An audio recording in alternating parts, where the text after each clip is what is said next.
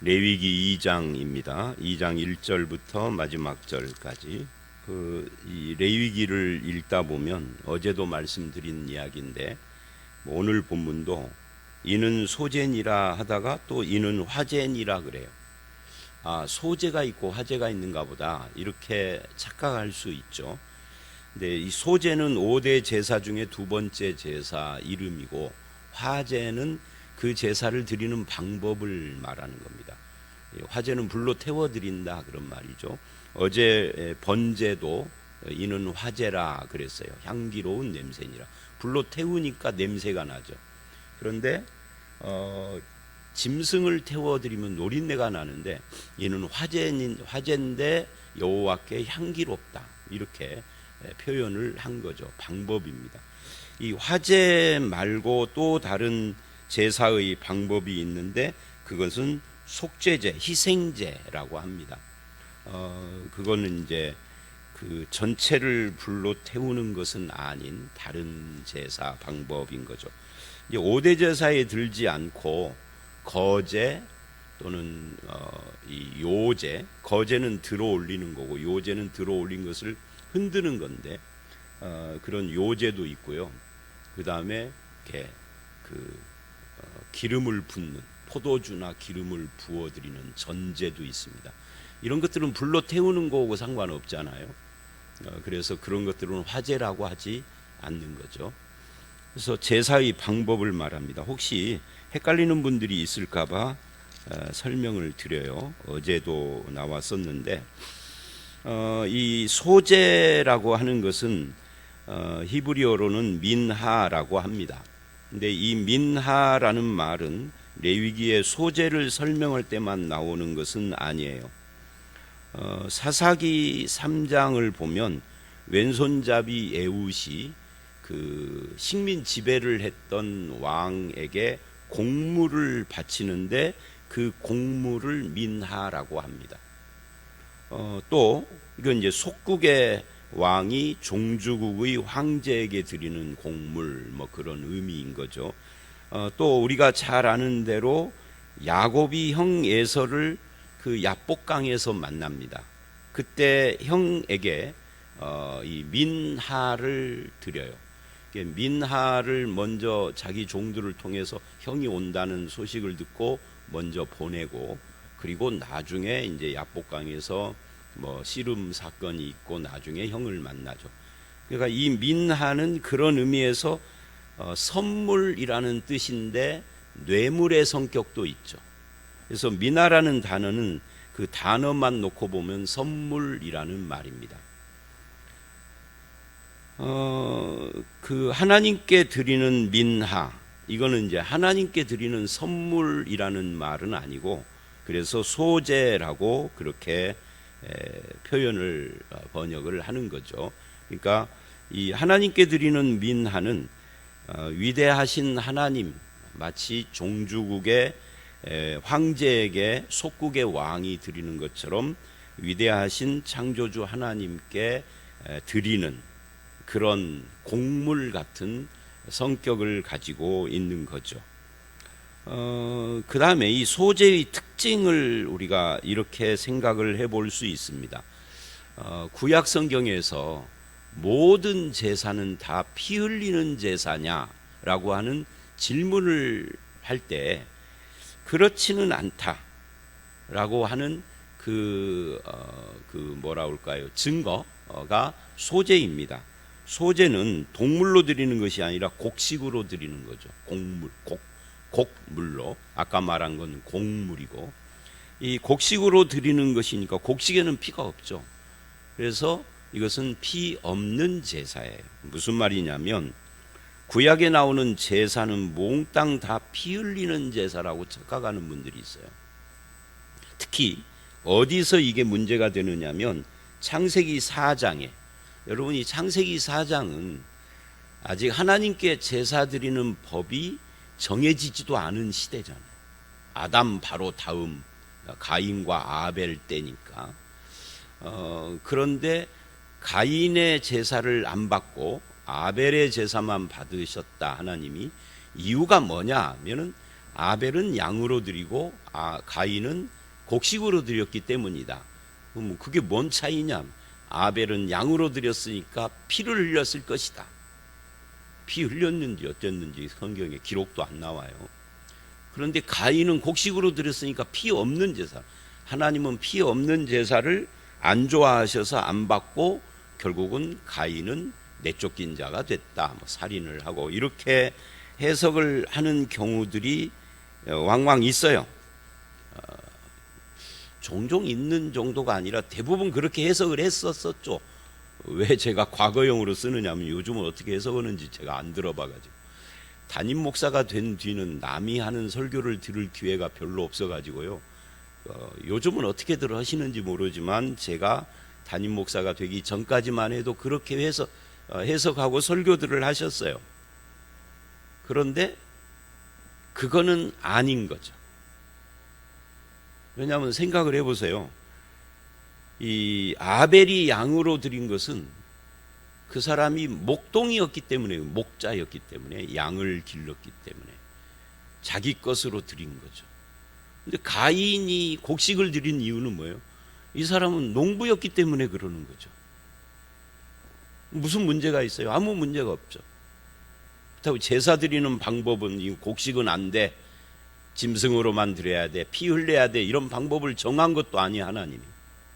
그래서 창세기 4장에 가인과 아벨 사건에 가인의 제사를 안 받은 건 다른 데 이유가 있는 거지, 피 있다 없다 여기에 핵심 초점이 있는 건 아니다 하는 거예요. 그럼 뭡니까? 오늘은 레위기니까 그것은 설명을 않겠고, 창세기 때 이야기를 했었으니까 나중에 기회가 되면 여러분 읽어보시고 그럼 뭘까 하고 고민을 해보시기 바랍니다. 어쨌든 피 없는 제사도 구약에 참 많다. 그 중에 대표적인 것이 소제인데, 왜 대표냐면 5대 제사죠. 5대입니다. 5개의 큰 제사 중에 하나가, 그것도 두 번째가 소제니까 피 없는 곡식. 5대 제사 이외에도 제사들이 있다고 그랬잖아요. 그거는 이제 보조적인 것들인데, 거제, 요제, 전제 같은 그런 것들도 뭐 피하고 상관이 없는 것들이죠. 그 다음에 세 번째, 이 소제의 방법입니다. 이 2장을 우리는 이렇게 나누어서 읽을 수 있어요. 1절로 3절은 가루로 드리는 소제에 대한 이야기를 합니다. 그래서 1절에 누구든지 소제의 예물을 여호와께 드리려거든 고운 가루로 예물을 삼아 그 위에 기름을 붓고 또 그 위에 유향을 놓아 그것을 기념물로 제단 위에다가 불사를 찌니 이는 화제라. 그러니까 소제를 드리는 방법이 화제인데 그것은 가루를 드리는 거고, 그 가루 위에다가 기름, 유황 같은 것을 첨가한다, 그런 뜻입니다. 그리고 소제물을 전부 다 태우는 것이 아니라, 그리고 남은 소제는 그것은 3절 아론과 그 자손들에게 돌려라. 돌린다 그 말은 그들이 먹을 양식이 되는 거죠. 곡식이니까. 이게 가루로 드리는 소제예요. 그 다음에 4절서부터 10절은 어떤 방법으로 드리는 소제냐면 익혀서 드리는 소제입니다. 익혀서 드리는 것이 여러 방법이 있죠. 익히는 것이. 4절을 보면 화덕에 구운 것으로 소제의 예물을 드리려거든 그래요. 화덕에 구운, 그러니까 요즘으로 말하면 빵 굽는 것처럼 그렇게 하는 거죠. 그러려면 고운 가루에 기름을 섞어 만든 무교병이나 기름을 바른 무교전병을, 그러니까 이스트 없이 해라 하는 이야기죠. 그리고 철판에 붙인 것으로 소제를 드리려거든 하고 5절로 6절은 붙인 것이에요. 그러니까 4절은 구운 것, 5절로 6절은 붙인 것. 우리나라 부침개처럼 그렇게 하려거든 어떻게 해야 되느냐? 거기도 누룩을 넣지 말고 그래요. 누룩을 앞에 무교병, 무교전병, 이것도 누룩이 없다는 의미에서 무교라고 하는 거죠. 이스트의 누룩이. 그러니까 이 소제에는 누룩을 섞으면 안 된다 하는 이야기입니다. 또 7절을 보면 이제 냄비의 것으로 소제를 드리려거든. 이게 무슨 말이에요? 냄비의 것? 냄비에다 뭐 하죠? 냄비에다는 삶죠. 그러니까 이 냄비라는 것은 뭐 크기가 어떤 사이즈냐 하는 것이 안 나오는데 뭐 가마솥 같은 것도 있을 수 있고 작은 솥일 수도 있고 그야말로 냄비일 수도 있겠죠. 그러니까 이건 삶는 것입니다. 삶은 것을 드리려거든 고운 가루와 기름을 섞어 만들지니 9절에 이게 여호와께 향기로운 냄새의 화제다.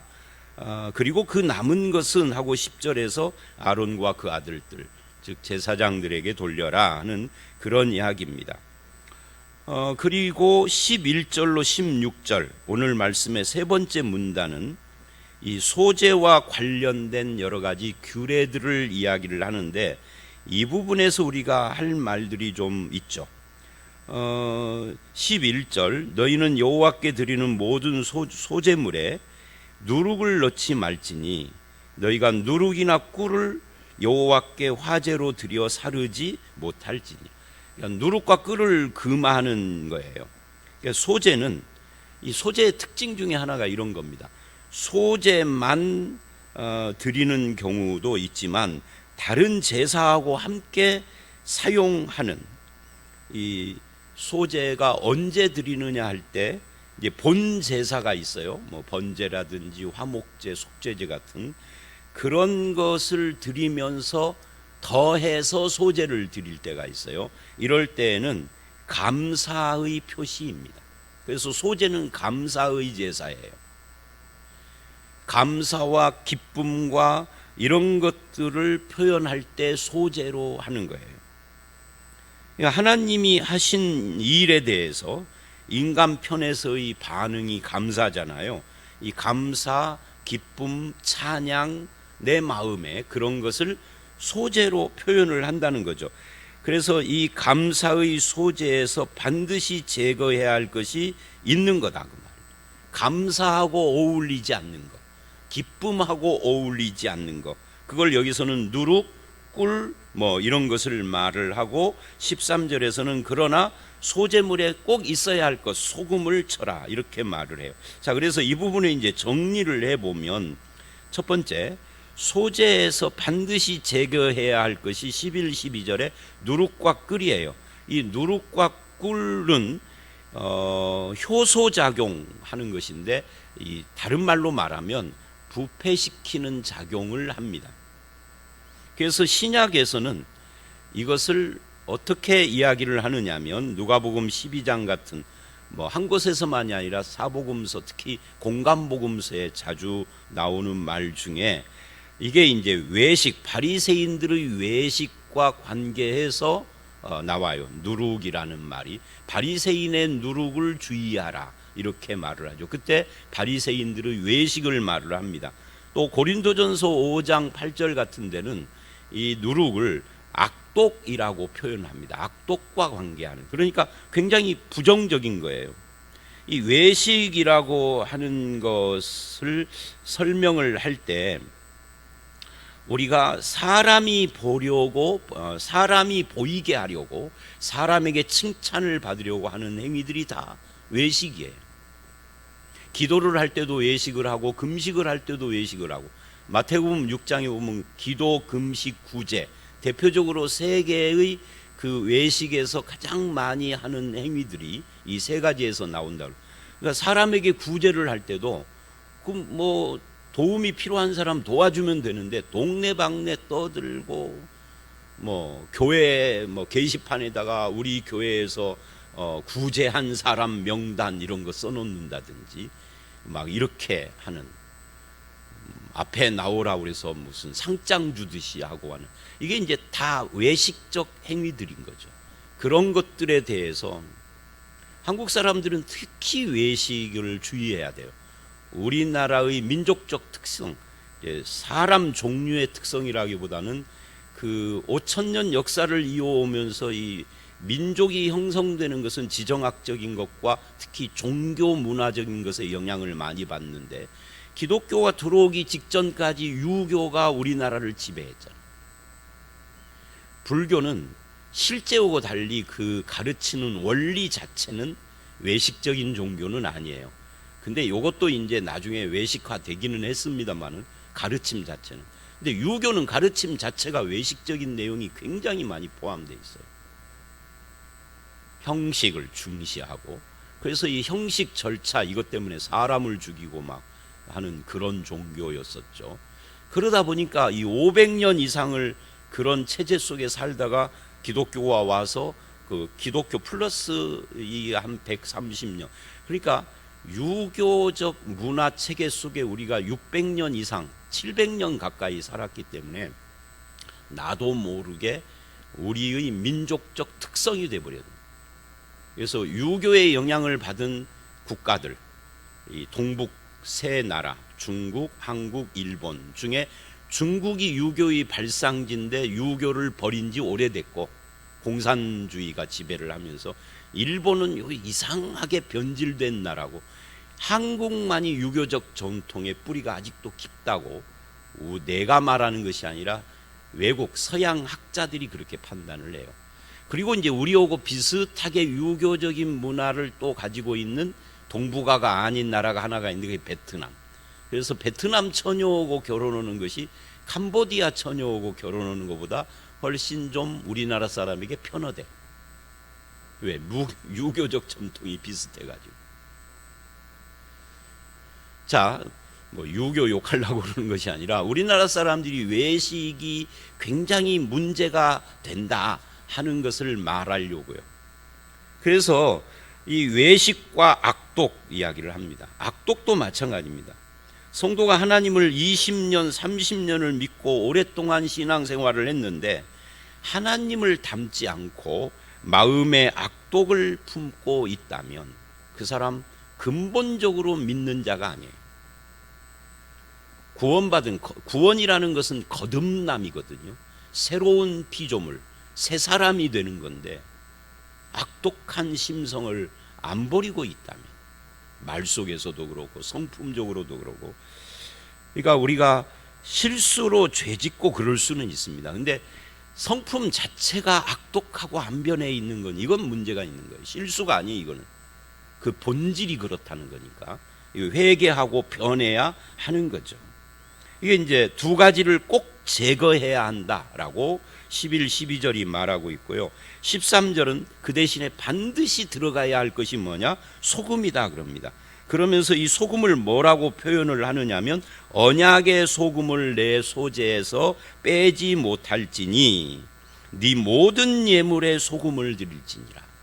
그래서 소금은 하나님의 영원한 언약을 상징한다라고 지금 설명하고 있어요.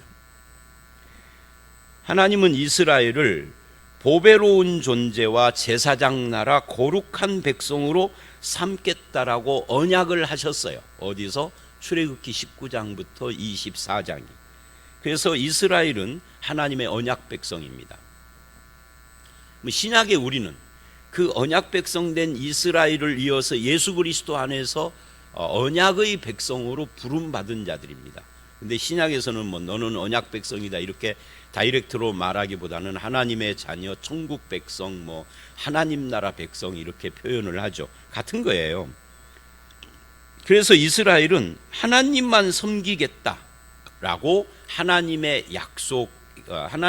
약속을 한 거죠. 그런데 그 하나님만 섬기겠다, 그 언약을 신실히 지키겠다라고 하는 것을 무엇으로 표현을 하느냐? 이 5대 제사에서는 바로 이 소재에 소금을 더하는 것으로 표시를 했다는 겁니다.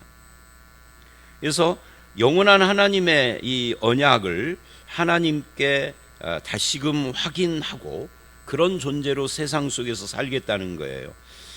그러기 위하여서는 누룩을 제거하고 기름도 그렇고 그리고 소금을 쳐라 이렇게 말을 하는 겁니다. 그래서 마가복음 9장 50절을 보면 성도의 삶에는 소금을 두어야 된다 이렇게 표현을 해요. 신약에서도 소금을 두어라. 그러니까 신약이니까 제사를 드리라는 말은 하지 않습니다. 왜? 제사는 끝났어. 예수님의 십자가에서 완성된 거예요. 그래서 우리는 제사를 드리지 않습니다. 구약을 읽을 때 5대 제사가 이런 의미를 가지고 있구나. 그것이 신약에 우리하고 무슨 관계가 있을까? 이렇게 생각을 하는 거죠. 그래서 신약에서는 제사를 드리라는 말을 안 하는 대신에 너의 삶에 소금을 두어라 이런다고요. 소재를 드려라는 말을 않고 소금을 두어라. 네가 하나님과 언약 백성이다. 그 언약은 영원하다. 변치 않는다. 이 소금을 왜 치라고 그랬을까? 변치 않는다는 뜻인 거죠. 그래서 우리는 변치 않는 하나님의 약속을 가진 자들이고, 나도 변치 않는 마음으로 삶을 살아야 합니다. 이 신앙에서. 그게 이 소재가 우리에게 주는 교훈이에요. 그 다음에 14절 15절을 보면 들어가면 좋지만 안 들어가도 상관없는 거 이야기를 해요. 너는 첫 이삭의 소재를 여호와께 드리거든 첫 이삭을 볶아 찌은 것으로 내 소재를 삶되 그 위에 기름을 붓고 그 위에 유향을 더할지니 이는 소재니라. 그리고 16절 제사장은 찌은 곡식과 기름을 모든 유향과 함께 기념물로 불사를 찌니 이는 화제다라고 말을 하는데, 이 기름과 향, 유향, 향을 말을 합니다. 이것은 기쁨을 상징하는 거예요. 성경에서 기름이나 향은 자주 나오지 않지만 기름이 나올 때는 이 기쁨과, 기본적으로 기쁨과 관계가 있습니다. 그래서 민수기 5장에 의심의 소재라는 말이 나와요. 이게 이제 창세기, 출애굽기, 레위기 다음에 민수기잖아요. 이 레위기는 어제도 말씀드린 것처럼 시내산에서 언약을 하면서 한 말을 씀을 정리한 거예요. 그리고 이것이 끝나고 민수기는 이제 하나님의 백성이 가나안을 향하여서 출발을 하잖아요. 그 가는 길에 일어난 여러 가지 사건들이에요. 근데 그때 민수기 5장 의심의 소재가 뭐냐면 남편이 아내의 순결을, 정결을 의심을 할 때 드리는 소재라는 뜻입니다. 그때는 기름과 향을 빼라 그래요. 참 재미있는 말이죠. 기름과 향을 빼라. 왜 그럴까요? 이 소재가 감사입니다. 감사의 제고, 기름과 향은 기쁨을 상징해요. 그래서 소재가 감사, 기쁨, 찬양 이런 것들인데, 내가 누군가를 의심을 해요. 특히 아내를 의심해요. 의심하는 사람이 감사와 기쁨의 소재를 드릴 수 없는 거죠.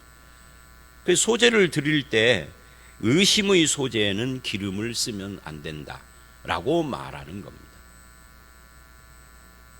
거기에는 기쁨이 없고 감사가 없는 거죠. 아주 참 재미있는 그런 상황인 겁니다. 또 이 가난한 자의 소재일 때, 이제 11절서부터 13절, 너무 가난하면 이제 우리가 레위기 5장을 가보면 2장 11절로 13절이 아니라 5장 11절로 13절을 가면 너무 가난한 자가 드리는 속죄제사일 때, 속죄제사는 누구나 다 드려야 하는데 그럴 때 너무 가난하면 소도 양도 비둘기도 드릴 수 없을 정도일 때는 그 속죄제사를 무엇으로 대신하느냐면 고운 가루로 소제를 드려서 속죄제사를 대신할 수 있다 이래요. 그러니까 이 소제가 쓰이는 범위가 굉장히 넓은 거죠. 이때 기름과 유향을 쓰지 말라고 합니다. 왜 그럴까요? 속죄제사는 기본적으로 감사나 기쁨의 제사가 아닙니다. 그죠? 속죄잖아요. 물론 이제 속죄제사를 할 때 설명을 하겠습니다만은 이거는 이제 부정을 정결케 하는 것과 관계가 있어요. 그러니 거기에는 감사와 기쁨이 아닌 거죠. 속죄이니까. 그런데 가난해요. 가난하니까 동물로 드릴 수가 없어. 그러니까 곡식 한 움큼으로 드리는 거죠. 곡식 한 움큼. 그거는 네가 아무리 가난해도 이건 변명할 수 없다. 그것도 못 드리겠다라고 하면 그건 넌 잘못된 거다. 그런 뜻인 거죠. 6장에 가보면 6장 19절로 23절을 보면 제사장의 소재 지침 같은 것이 나와요. 예를 들면 백성이 드린 소재 같은 것을 어떻게 처리를 하고 제사장이 그거를 어떻게 양식으로 삼을 것인가, 이런 이야기들이 쭉 나옵니다. 또 제사장 자신이 드리는 소재, 같은 경우에는 어떻게 할 것인가. 거기서 이 소재와 관계에서는 재미있는 그 여러 가지 덧붙인 것들이 많습니다. 제사장은 백성들이 드린 소재의 남은 것으로 먹고 사는데, 그 백성들이 드린 소재의 남은 것이 내 것인데 그걸로 내가 소재를 드린단 말이죠. 그러면 모든 소재물은 온전히 불사르라 그래요. 그러니까 여기에는 남은 것이 있을 수 없는 거죠. 제사장들의 소재는 백성들의 소재에 남은 것이니까 거기서 또 남기고를 않고 드리려거든 다 불태워라, 이렇게 말을 이제 그 6장에 가서 보기로 하고요. 자, 결론입니다. 결국 소재라는 것은 뭐냐 하면은, 소재는 번제에 첨가해서 드립니다. 또는 속죄제를 대치해서 드리기도 하고요. 다른 제사들에게 첨가되어지는 그런 종류의 제사입니다.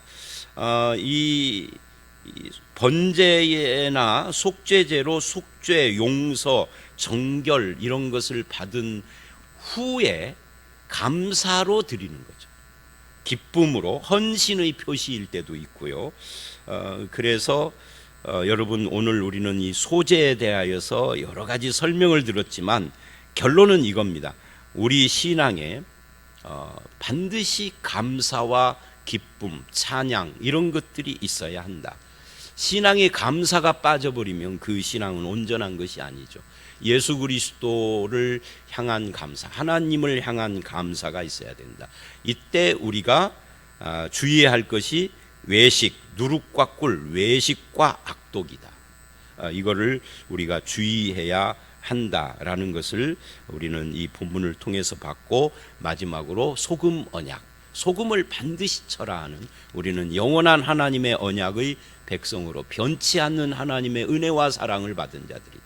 나도 하나님께 변치 않는 믿음으로 화답하며 살아가는 것이 신자다 하는 것으로 정리를 할 수 있습니다. 여러분에게 신앙의 감사가 있습니까? 예수 믿는 기쁨이 있습니까?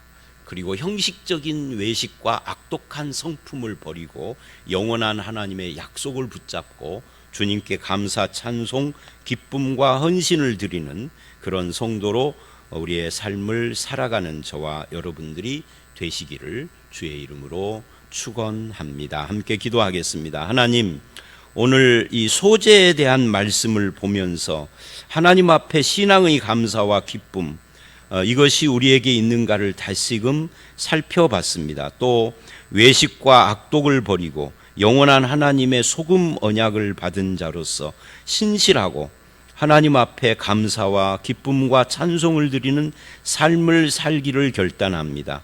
오늘 하루 그리고 우리의 남은 인생이 그렇게 감사, 기쁨 그리고 신실함으로 살아 열매를 맺는 그런 성도가 되게 하여 주시옵소서. 예수님 이름으로 기도드려 싸움나이다. 아멘.